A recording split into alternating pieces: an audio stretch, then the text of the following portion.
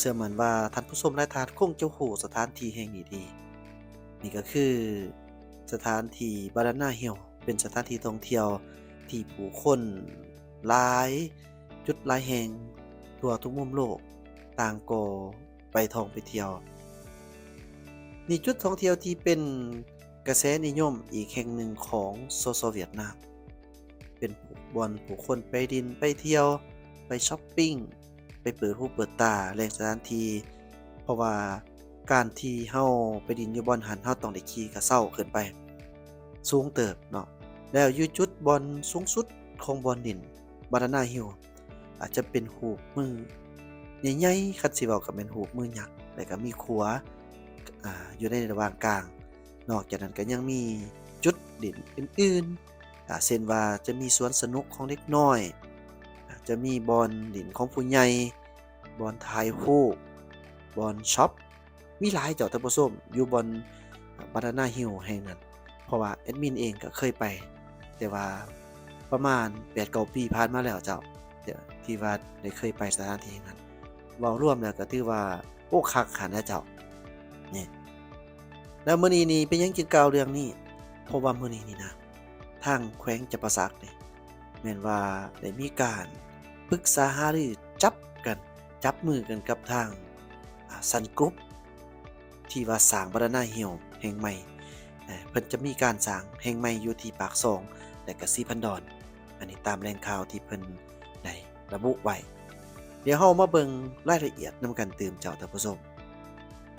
โดยทางหนังสือพิมพ์จำปาใหม่หรือว่าจำปาใหม่ Newspaper นี่เพิ่นให้ข้อมูลว่าทางแขวงจำปาสักแม่นเกี่ยมยกระดับการท่องเที่ยวสู่ระดับโลกเสื้อเซิ้น Sun Group สร้าง Banana Hills แห่งใหม่อยู่ปากซองและสีพันดอนในเมื่อวันที่9พฤษภาคม2026ที่ผ่านมานี้ท่านปออรุณไส้ศูนย์นาราชเลขาพรรคแขวงประธานสภาประชาชนแขวงจำปาสักก็ได้นำพาคณะเขาพบปะหารือเวียกงานร่วมกับคณะบริหารงานบริษัทซันกรุ๊ปอยู่นครดานังเวียดนามเพื่อเปิดประตูรับการลงทุนครั้งใหญ่ในคงเขตการท่องเที่ยวในการพบปะในครั้งนี้ท่านเลขาพรรคแขวง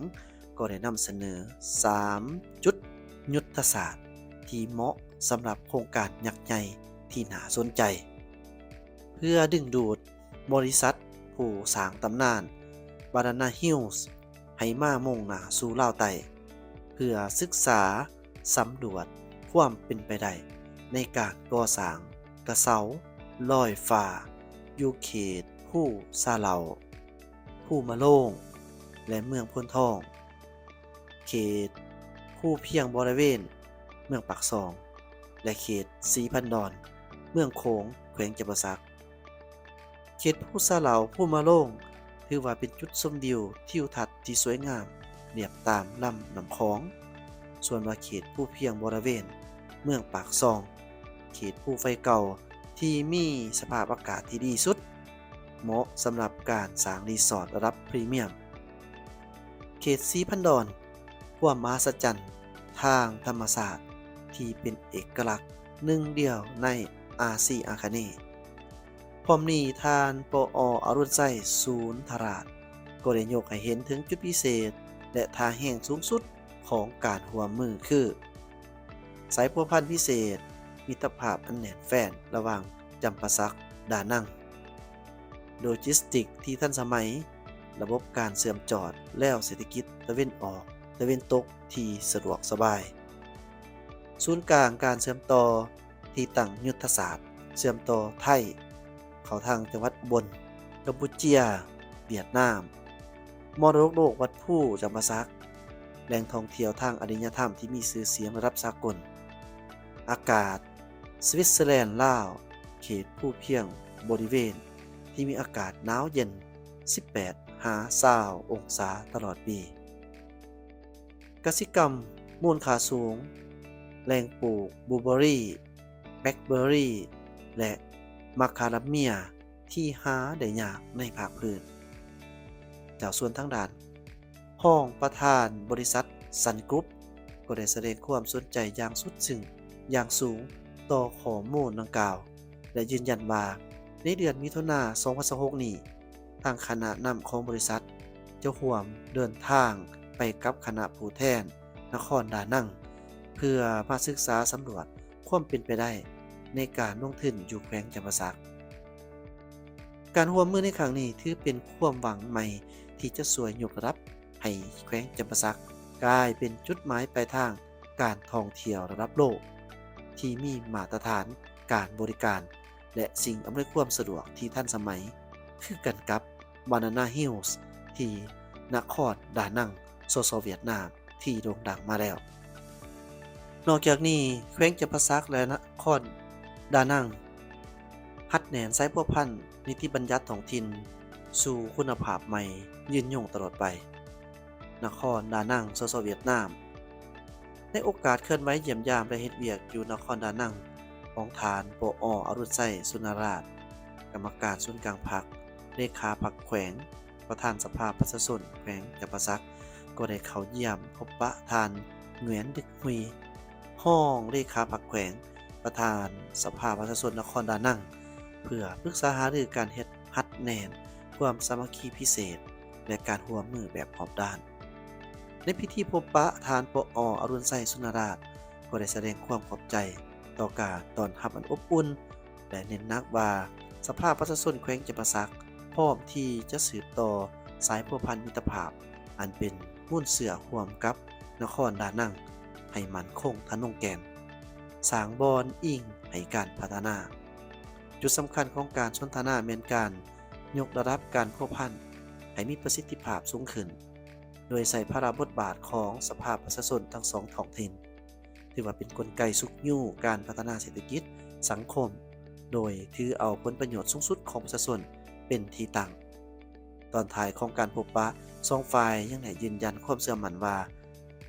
สายพัวพันระหว่างสององค์การนิติบัญญัติท้องถิ่นจะสืบต่อเติบใหญ่ขยายตัวอย่างบ่หยุดยั้งเพื่อประกอบส่วนเขาในภารกิจ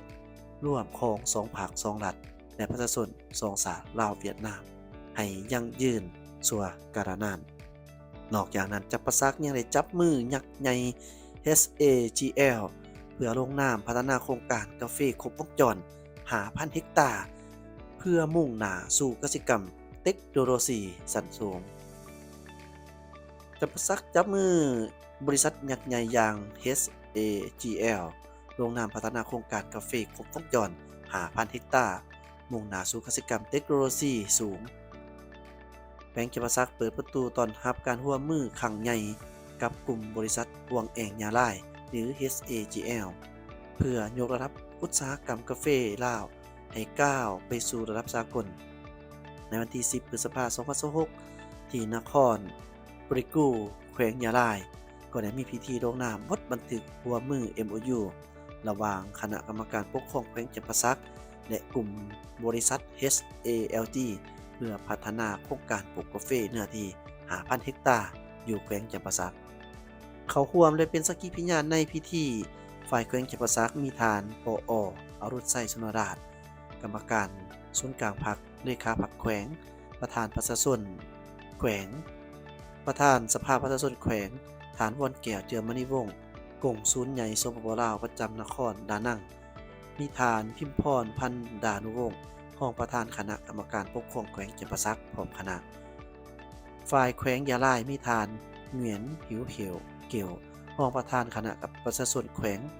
พร้อมผู้ตั้งนาจากหลายภาคส่วนเขาร่วมแสดงความยินดีกับบาทกล่าวอันสำคัญนี้ทานด่วนเหงียนดึกประธานกลุ่มบริษัท SALG เปิดเผยว่าโครงการนี้ถือว่าแม่นส่วนหนึ่งของแผนยุทธศาสตร์สร้างเขตวัตถุดิบกาแฟขนาดใหญ่ 20,000 เฮกตาร์ในเขตสามเหลี่ยมพัฒนามีเวียดนามลาวและกัมพูชาในนั้นมี5,000 เฮกตาร์อยู่แขวงจำปาสัก SAGL แม่นหนึ่งในวิสาหกิจชั้นนำของเวียดนามในโครงเขตกสิกรรมและได้เข้ามาลงทุนอยู่สปปลาวตั้งแต่ปี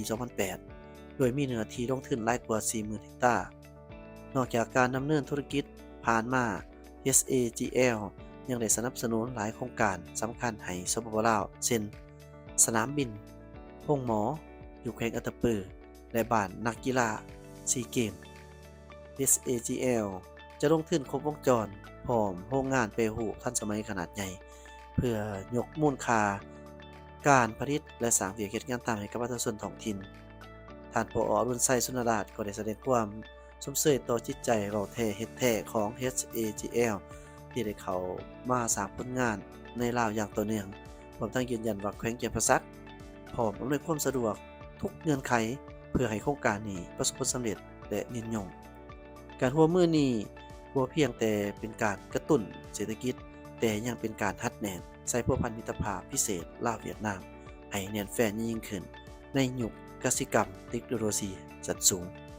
นี่ถือว่าเป็นการร่วมมือของแขวงจำปาสักกับทางแขวงดานังเนาะกับทางดานังสสเวียดนามก็ถือว่าเป็นอีกบาทก้าวหนึ่งในการจะพัฒนาแขวงจำปาสักให้ไปสู่การพัฒนาที่แบบยืนยงโดยเฉพาะแม้นจะสร้างรูปแบบภาพลักษณ์อันใหญ่หลวงเกิดขึ้นใหม่อยู่แขวงภาคใต้ของลาวนั่นก็คือแขวงจำปาสักขอบใจที่ติดตามรับชมสบายดีเจ้า